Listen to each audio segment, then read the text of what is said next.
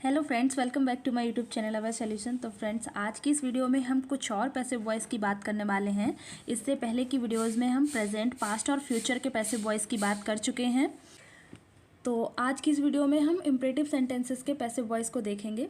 तो सबसे पहले हम देखते हैं कि इम्परेटिव सेंटेंस कहाँ से स्टार्ट होता है। तो इम्परेटिव सेंटेंस वर्ब से स्टार्ट होता है, उसके बाद इसमें ऑब्जेक्ट का यूज़ होता है। इसमें कोई किसी भी सब्जेक्ट का यूज़ नहीं किया जाता है। इसमें जो मेन सब्जेक्ट होता है यू, और यू हमेशा इसमें छुपा हुआ रहता है। तो जब भी हम इसका पैसिव बनाएंगे तो सबसे पहले हम लेट का यूज़ करेंगे, उसके बाद जो भी ऑब्जेक्ट होगा उसका यूज़ करेंगे, और उसके बाद बी का यूज़ करेंगे। और वर्ब की थर्ड फॉर्म, जैसा कि सभी सेंटेंसेस के पैसिव वॉइस में कॉमन है, तो वर्ब की थर्ड फॉर्म का यूज़ हम यहाँ भी करेंगे। तो अब एग्जाम्पल से समझ लेते हैं इसको हम। जैसे यहाँ पे सेंटेंस हमारा लिखा हुआ है ओपन योर बुक्स। तो जब भी हम इसका पैसिव बनाएंगे तो सबसे पहले लेट का यूज़ करेंगे, उसके बाद जो भी यहाँ का ऑब्जेक्ट है योर बुक्स उसको लगा लेंगे, फिर बी का यूज़ करेंगे, और फिर यहाँ पे ओपन की थर्ड फॉर्म ओपन का यूज़ करेंगे। तो इस तरह से हमारा पैसिव वॉइस बन जाएगा let your books be open. Next example भी देख लेते हैं। जैसा कि यहाँ पे दिया गया है सेंटेंस हमारा हेल्प द नीडी। तो जब हम इसका पैसिव वॉइस बनाएंगे तो सबसे पहले हम लेट का यूज़ करेंगे, उसके बाद ऑब्जेक्ट लगाएंगे द नीडी, फिर बी का यूज़ करेंगे, और फिर वर्ब की थर्ड फॉर्म का यूज़ कर देंगे हेल्प्ड। तो हमारा सेंटेंस बन जाएगा let the needy be helped. तो इस तरीके से हम पॉजिटिव सेंटेंसेस के पैसिव वॉइस को बना लेंगे। अब इसके नेगेटिव सेंटेंसेस को भी हम सेम इसी तरह से बनाएंगे। जैसा कि एग्जाम्पल यहाँ पे दिया गया है, do not insult the poor. तो जब हम इसका पैसिव बनाएंगे तो सबसे पहले हमें डू नॉट को तो हटा देना है स्टार्टिंग से। स्टार्टिंग हमें लेट से ही करनी है, उसके बाद में ऑब्जेक्ट लगाएंगे द पुअर, और हम जो यहाँ पे बी का यूज़ कर रहे हैं उससे पहले हमें नॉट लगा देना है, यानी जो बी है वो नॉट बी में चेंज हो जाएगा अब, और वर्ब की थर्ड फॉर्म का यूज़ हो जाएगा इंसल्टेड। तो हमारा सेंटेंस बन जाएगा let the poor not be insulted. अगर डू नॉट की जगह पर नेवर का यूज है तो भी हम सेंटेंस को इसी तरह से ही बनाएंगे, लेट से ही स्टार्ट करेंगे। सेंटेंस हमारा दिया गया है नेवर हर्ट एनी वन। तो यहाँ पे हम लेट से ही स्टार्ट करेंगे, let any one never be hurted. तो इस तरह से हम पॉजिटिव और नेगेटिव के सेंटेंसेस को बना लेंगे। अब कुछ इंपरेटिव सेंटेंस हमारे ऐसे भी होते हैं जो प्लीज़ या काइंडली से स्टार्ट होते हैं। तो जो भी सेंटेंस हमारे प्लीज़ या काइंडली से स्टार्ट होंगे उनका हम जब भी पैसिव बनाएंगे तो इन वर्ड्स को हमें हटा देना है, प्लीज़ या काइंडली को हम हटा देंगे, और इनकी जगह पर स्टार्टिंग में ही हम यूज़ कर देंगे यू आर रिक्वेस्टेड टू का। जैसा कि यहाँ पे सेंटेंस दिया गया है प्लीज़ कम हेयर। तो स्टार्टिंग में प्लीज़ हो या प्लीज़ हमारा यहाँ पे लास्ट में दिया गया हो, कहीं पे भी दिया गया हो, तो हम उस प्लीज़ को हटाएंगे और सबसे पहले यूज़ करेंगे यू आर रिक्वेस्टेड टू का। उसके बाद का जो सेंटेंस जैसा भी लिखा होगा, वर्ब ऑब्जेक्ट जैसा भी लिखा होगा, उसको टू के बाद हम सेम वैसा ही जोड़ देंगे। इसमें हम किसी भी थर्ड फॉर्म का यूज़ नहीं करेंगे, क्योंकि वर्ब की थर्ड फॉर्म यहाँ पर लग चुकी होती है रिक्वेस्टेड, इसलिए हम इसमें बाद के सेंटेंस में वर्ब की थर्ड फॉर्म का यूज़ नहीं करते हैं। उसके बाद कुछ इंपरेटिव सेंटेंस ऐसे भी होते हैं जिनमें ऑब्जेक्ट का यूज़ नहीं होता है, वर्ब दिया होता है, वर्ब के बाद कोई भी एडवर्ब या कुछ और दे दिया जाता है। तो इस तरह के सेंटेंसेस को हम या तो ऑर्डर्ड में बनाते हैं या फिर एडवाइज्ड में बनाते हैं। अब वो सेंटेंस के ऊपर डिपेंड करता है कि सेंटेंस का जो हमारा सेंस है वो ऑर्डर्ड में आ रहा है या फिर एडवाइज्ड में आ रहा है। तो हम सेंटेंस को पढ़ के यहाँ से अंदाज़ा लगा सकते हैं कि ये ऑर्डर्ड में बनेगा या फिर एडवाइज्ड में बनेगा।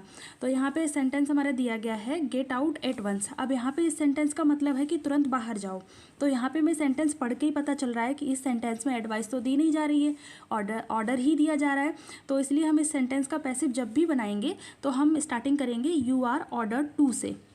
तो इतना लगाने के बाद फिर सेंटेंस हमारा जैसा भी लिखा होगा सेम वैसा ही बना दिया जाएगा, गेट आउट एट वंस। तो यहाँ पे हमारा पूरा सेंटेंस बन जाएगा you are ordered to get out at once. इसी तरह से दूसरा एग्जाम्पल है हमारा हैंड्स अप। यहाँ पे हैंड्स अप का मतलब है हाथ ऊपर करो। तो अब यहाँ पे भी हमें सेंटेंस को पढ़ के हम अंदाज़ा लगा सकते हैं कि इसमें भी ऑर्डर ही दिया जा रहा है। तो इसका भी जब हम पैसिव बनाएंगे तो इसमें भी सबसे पहले यू आर ऑर्डर टू का यूज़ करेंगे, उसके बाद हैंड्स अप जैसा लिखा है वैसा ही यहाँ पे भी लिख देंगे। तो इस तरीके से हमारा सेंटेंस कंप्लीट हो जाएगा you are order to hands up. अगर यहाँ पे कोई भी सेंटेंस इस तरीके का दिया जाता जिसमें कोई भी एडवाइस दी जाती तो यहाँ पे हम ऑर्डर्ड की जगह पर एडवाइस्ड का यूज़ कर देते और सेंटेंस हमारा सेम इसी तरीके से कंप्लीट हो जाता।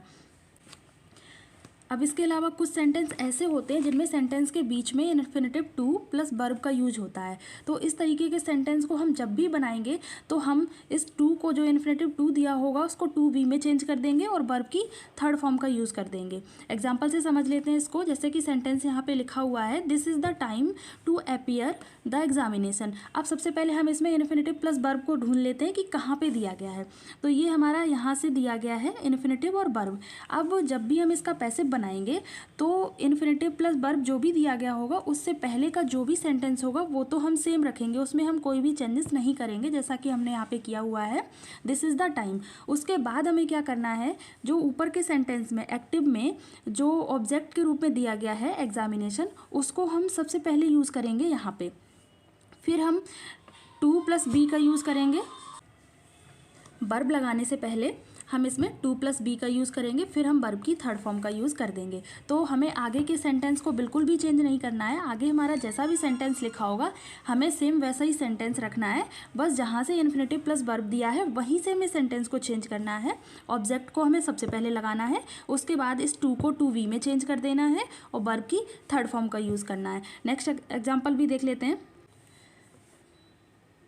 नेक्स्ट एग्जाम्पल है हमारा, this is the time to close the doors. अब यहाँ पे भी देखो इन्फिनेटिव प्लस वर्ब यहाँ दिया गया है टू क्लोज, तो इससे आगे का जो भी सेंटेंस है वो हम नीचे सेम रखेंगे, दिस इज़ द टाइम यहाँ तक सेम रखेंगे। फिर उसके बाद हमें सबसे पहले ऑब्जेक्ट लगाना है, जैसा कि यहाँ पे द डोर्स दिया गया है, उसको लगाने के बाद फिर इस टू को टू बी में चेंज कर देंगे और क्लोज की थर्ड फॉर्म क्लोज्ड लगा देंगे। तो इस तरीके से ये हमारे इन्फिनेटिव वाले सेंटेंस के का पैसिव वॉइस हम इस तरीके से बना सकते हैं। आई होप कि आपको समझ में आ गया होगा।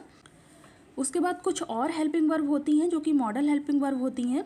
अगर वो हमारे सेंटेंस में आती हैं, जैसे कि can, could, should, must, may, might, ये सब अगर हेल्पिंग वर्ब हमारे सेंटेंस में आती हैं तो इनके बाद हमें कुछ भी नहीं करना है पैसिव वॉइस बनाने के लिए। इनके बाद बस बी का यूज़ कर देना है और वर्ब की थर्ड फॉर्म का यूज़ करना है, और जो भी हमारा सब्जेक्ट दिया गया होगा उसको हमें बाई से जोड़ना है। एग्जाम्पल से समझ लेते हैं इसको। यहाँ पे सेंटेंस दे रखा है, माई सन कैन रीड न्यूज़पेपर। तो जब हम इसका पैसिव बनाएंगे तो इस ऑब्जेक्ट को हम यहाँ पे सब्जेक्ट करेंगे न्यूज़पेपर। कैन का कैन बी हो जाएगा, वर्ब की थर्ड फॉर्म सेम रहेगी। अब यहाँ पे रीड की थर्ड फॉर्म तो रीड ही होती है, तो यहाँ पे चेंज नहीं कर सकते हैं। उसके बाद जब माई सन को लगाएंगे जो कि यहाँ पे सब्जेक्ट के रूप में दिया गया है, तो उससे पहले हमें यूज़ करना है बाई का, और उसके बाद हम इस सब्जेक्ट को जोड़ देंगे। तो हमारा सेंटेंस पूरा बन जाएगा, newspaper can be read by my son. तो जब भी इस तरह की हेल्पिंग वर्ब आएंगी हमारे सेंटेंसेस में तो हमें कुछ नहीं करना है, बस इन्हीं हेल्पिंग वर्ब के बाद में बी का यूज़ कर देना है, वर्ब की थर्ड फॉर्म लगानी है, और सब्जेक्ट को जब भी ऑब्जेक्ट बनाएंगे तो उससे पहले बाई का यूज़ करेंगे। तो ये थे हमारे कुछ इंपॉर्टेंट एक्टिव पैसिव।